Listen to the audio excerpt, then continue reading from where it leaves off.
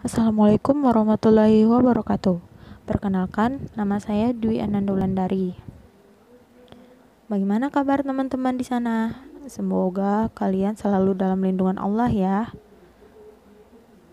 Teman-teman, saya memiliki tugas yang diberikan oleh dosen saya, yaitu membuat video peta konsep dari mata kuliah Kajian dan Pembelajaran Bahasa Arab MI. Nah, teman-teman, mau tahu isi video ini? Simak dan dengarkan dengan benar ya. Semoga video ini dapat membantu teman-teman di rumah. Dan semoga teman-teman bisa memahaminya ya. Baik, oke. Nah, ini dia teman-teman, peta konsep yang sudah saya buat. Di situ metode pembelajaran bahasa Arab terbagi menjadi dua. Yang pertama, metode tradisional, dan yang kedua, metode modern. Kita bahas yang pertama dulu ya.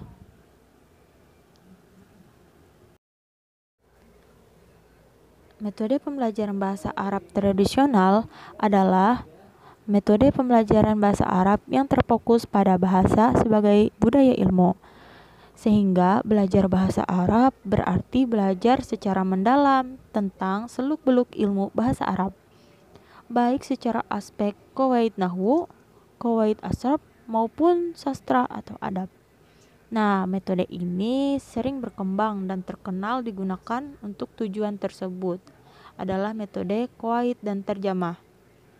Metode tersebut mampu bertahan beberapa abad loh.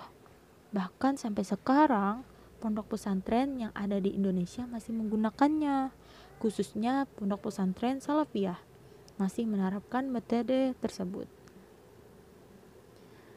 Kemudian, metode pembelajaran bahasa Arab modern. Apa sih metode pembelajaran bahasa Arab modern? Metode ini yaitu berorientasi pada tujuan bahasa sebagai alat. Artinya, bahasa Arab dipandang sebagai alat komunikasi dalam kehidupan modern, sehingga inti belajar bahasa Arab adalah kemampuan untuk menggunakan bahasa tersebut secara aktif dan mampu memahami ucapan atau ungkapan dalam bahasa Arab. Dan metode yang lazim digunakan dalam pembelajarannya itulah metode ini. Bisa juga metode modern ini disebut sebagai metode langsung atau tariqah al-mubasyarah.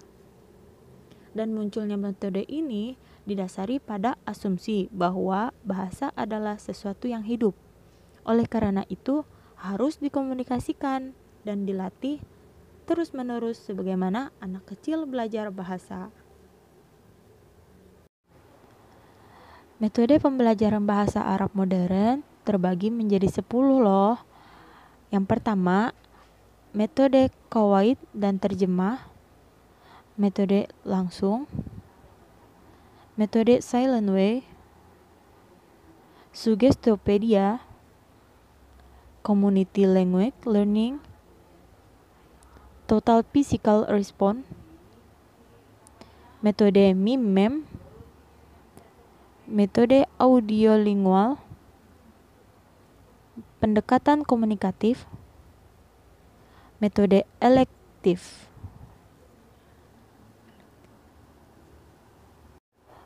Baik, kita akan membahasnya satu persatu ya teman-teman. Yang pertama, metode qawaid dan terjemah. Metode ini ditujukan kepada peserta didik agar lebih mampu membaca naskah berbahasa Arab atau karya sastra Arab dan memiliki nilai disiplin dan berkembangnya intelektual.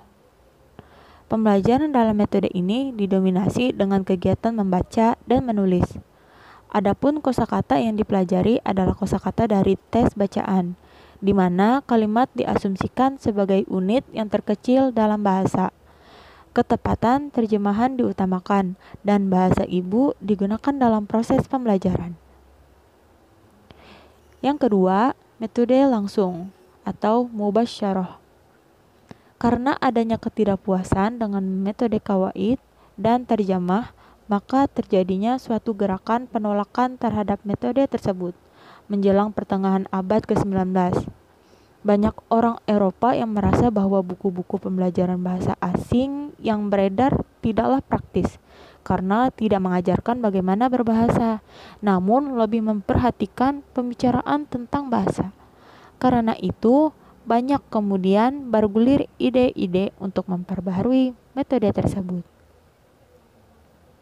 Berdasarkan asumsi yang ada dalam proses berbahasa antara ibu dan anak, maka F. Goin mengembangkan suatu metode yang diberi nama dengan metode langsung atau Tariqah Mubasyarah, sebuah metode yang sebenarnya juga pernah digunakan dalam dunia pembelajaran bahasa asing sejak zaman Romawi. Metode ini memiliki tujuan yang terfokus pada peserta didik agar dapat memiliki kompetensi berbicara yang baik. Nah, karena itu kegiatan belajar mengajar bahasa Arab dilaksanakan dalam bahasa Arab langsung baik melalui peragaan dan gerakannya. Penerjemahan secara langsung dengan bahasa peserta didik dihindari. Yang ketiga yaitu metode Silent Way. Dalam penggunaan metode ini, guru lebih banyak diam dan ia menggunakan gerakan, gambaran, dan rancangan untuk memancing dan membentuk reaksi sang anak. Guru menciptakan situasi dan lingkungan yang mendorong peserta didik atau disebut sebagai mencoba-coba dan memfasilitasi pembelajaran seolah-olah hanya sebagai pengamat. Guru memberikan model yang sangat minimal dan membiarkan peserta didik berkembang bebas, mandiri, dan bertanggung jawab. Adapun penjelasan, namun hal tersebut sangat minim. Lalu peserta didik membuat generalisasi atau kesimpulan dan aturan yang diperlukan sendiri. Hanya saja di dalamnya masih digunakan pendekatan struktural dan leksikal dalam pembelajaran. Yang keempat, metode Suggestopedia. Suggestopedia merupakan metode yang didasarkan pada 3 asumsi. Yang pertama, belajar itu melibatkan fungsi otak manusia, baik secara sadar ataupun di bawah sadar. Yang kedua, pembelajaran mampu belajar lebih cepat dari metode-metode lain. Dan yang ketiga, kegiatan belajar mengajar dapat terhambat oleh beberapa faktor. Yang pertama, norma-norma umum yang berlaku di tengah masyarakat. Dan yang kedua, suasana yang terlalu kaku, kurang santai, dan masih terlihat sangat gugup. Nah, yang ketiga, potensi pembelajaran yang kurang diperdayakan oleh guru. Jadi, guru itu memberikan pembelajaran masih kurang dan hal tersebut tidak menarik di mata anak-anak. Nah, jadi metode ini dicetuskan oleh seorang psikiatri Bulgaria yang bernama George Lozanov. Nah, metode Suggestopedia ini mempunyai tujuan agar peserta didik mampu bercakap-cakap tingkat tinggi. Dalam metode ini, butir-butir bahasa Arab dan terjemahannya disajikan dalam bahasa ibu dalam bentuk dialog. Jadi, di metode ini yang lebih berperan itu adalah seorang guru agar bagaimana seorang siswa itu mampu memahami serta menyimak pembahasan yang dijelaskan oleh seorang guru. Nah, jadi tujuan utamanya bukan sekadar penghafalan dan pemerolehan kebiasaan, tetapi tindakan komunikasi. Karena kegiatan belajar meliputi peniriman, tanya jawab, dan bermain peran, maka peserta didik diharapkan bisa mentoleransi dan menerima perlakuan seperti anak-anak.